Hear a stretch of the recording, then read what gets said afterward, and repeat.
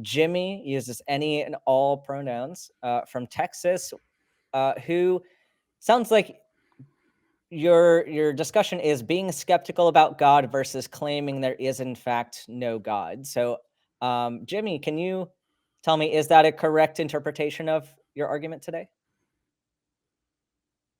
Well, I was curious to how you define it, Ben or Jamie, or if you guys define it differently amongst yourselves.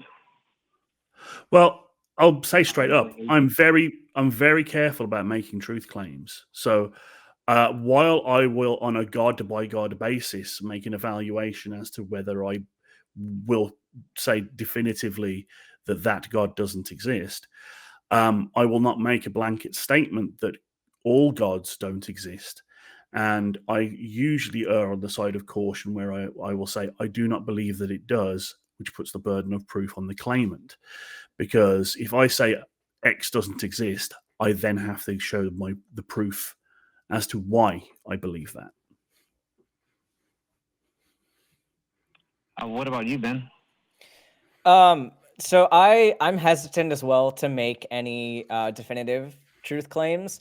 I tend to view things on a scale of confidence. So there are certain things that I have more confidence in based on patterns that I've seen, based on significant evidence that would raise my confidence level in those things. And then kind of each different claim is put on this line. And for supernatural claims, I tend to be less confident in them, not to a point where I have like zero confidence, but it's not in the majority. Like I am not above 50% confidence that any deity exists. Sure, it's possible. And there are plenty of people that will say you can't rule it out. And I would agree. You can't rule anything like this out. Kind of like when we talk about Russell's teapot, like you cannot rule out that teapot. But what rules it in sufficiently enough for me to make decisions based on it or impact my life in any way? And for any of these God claims, I'm going to keep a fairly low confidence in it. So I can't give you a black and white answer necessarily, but I also don't think that I don't think black and white answers leave for a lot of nuance in the conversation. So that's how I'm going to phrase my perspective. Well, if someone asked you to, how, like in a simple term, how would you respond? Do you just tell them that you're an atheist, or you tell them I'm an agnostic atheist? If someone asks me, I usually just say I'm non-religious. That's usually how I present myself. Or if someone asks specifically about like theism versus deism versus atheism, like I will say I'm an atheist. Yeah. But I don't see a lot of discussion as far like in kind of the debate communities. Yeah, there's people that will be on the fence of like strong atheist or weak atheist, agnostic atheist, etc. In most circles, I don't see the utility of going down that route unless you're really wanting to define those terms for a debate purpose.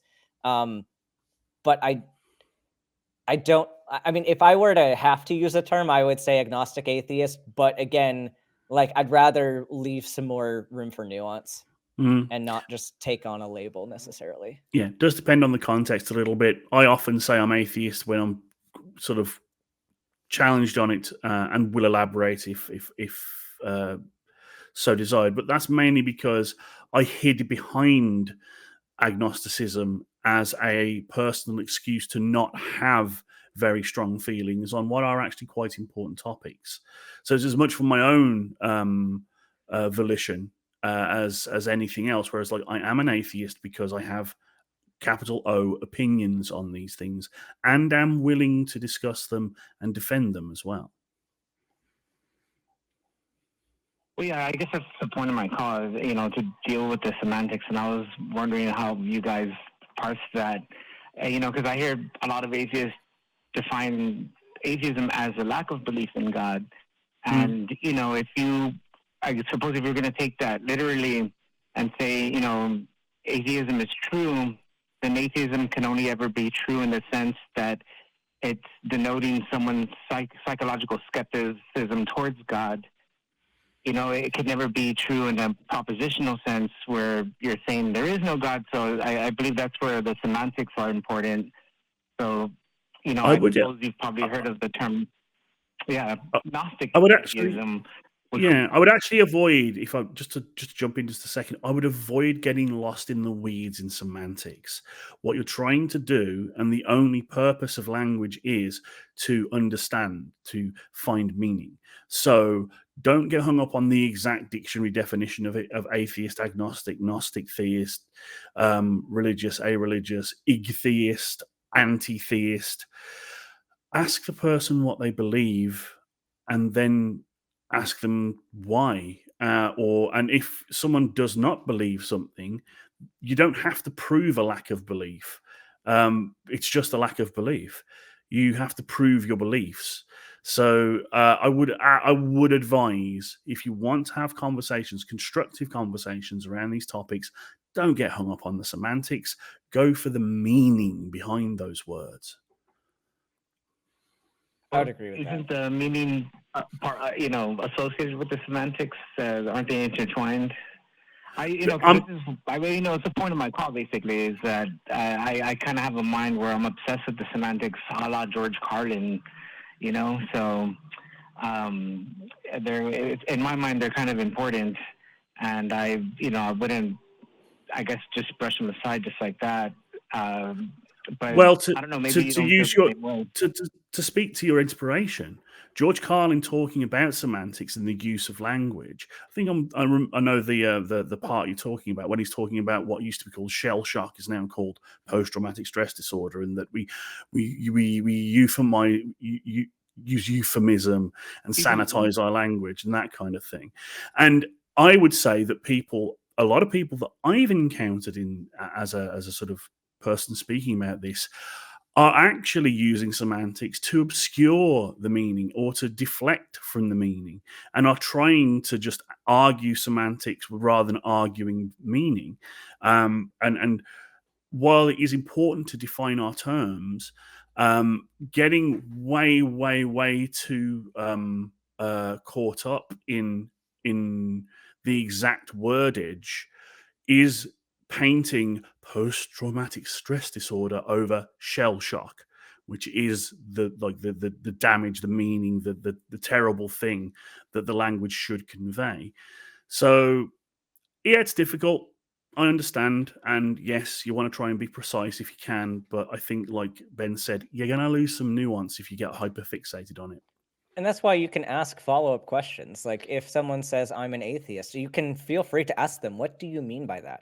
Like, how are you using this term? And that's totally fine. I think there's room for discussion, and I think you can get into the nitty-gritty on that. But because so many terms can be used in so many different ways, I think it's important to clarify as much as possible and not just rely on your interpretation of somebody else's word. And yeah, there are dictionary definitions of words, but that's not always how words are used, especially if we're talking like in an academic setting versus a colloquial setting. It's important to understand who the people are that you're talking to and what they mean by it, just like Jamie was saying. And honestly, I think the utility of the language gets lost a lot of times when we focus on semantics. And I also think a lot of semantic arguments get very difficult to have, just in that they get very emotionally tense, and people focus more on the gotcha moment of the semantics than the actual understanding of the debate or the arguments themselves. And so whenever I confront somebody with a very semantics heavy argument, I get lost and I'm not interested in having the conversation anymore, because like if your version of winning an argument is setting a linguistic trap, I'm less convinced that your argument it has a lot of fruit there. So I mean, that's just something to think about. Like, it may make you come across as more hostile to engage in that way. And I'm not saying it's wrong all the time. It's just, I think a lot of people are put off by that kind of argumentation, but there are some people, especially in philosophical circles, that like having more semantic debates. And I think that's fine. I think it's a context thing. So I think that's where maybe Jamie and I are coming from. But I encourage you, if you want to have a semantics discussion, I know J Mike would love to. J Mike, secularity, I think Richard too can get into some of those topics. And you might enjoy that discussion with them too, because they might think totally differently than us. Oh yeah, we're not a monolith, and one of the great. Oh, go ahead. Sorry. Yeah, after you. Oh no, sorry. I was just going to say. No, I was going to say. I get the hint, and so you're getting bored. No, I'm joking. No. I just have. I had just a couple questions before we go. You mentioned philosophical circles. Are you familiar that there's some people in, I guess, debate communities that will argue that inside philosophical circles, the term they kind of will say that the term atheism, in and of itself and by itself, has the definition of what I suppose you might call a Gnostic atheist.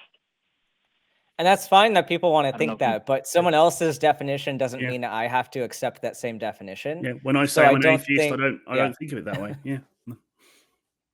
So, I mean, I think that's fine, but I think to use somebody else's definition and say that I have to use that or argue in that way is, I don't accept that argument. So. Well, yeah. Well, I mean, I guess in the context of scholarly philosophy, I guess if you're arguing in that sense, then maybe. Well, no, people in scholarly philosophy don't all have the same definition for all their terms either. So I think it depends on who you read, who you're talking to, but like they're not a monolith either. So just I think asking people their definition is kind of. I think we're probably all in agreement. You have to ask somebody their definition. Yeah. Kind of anything else on this topic? One last question. Yeah, just one last question. So what term, considering the semantics, would you use to describe, the proposition that God doesn't exist? That's a truth claim. That would be Gnostic atheism, I guess, in my thing. That's a truth claim. That God doesn't exist. And you would agree with that, Ben? You would agree with that, Ben?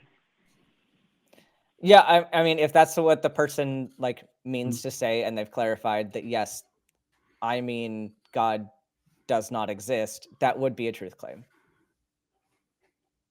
That's all I had for you guys. Thank you for taking my call.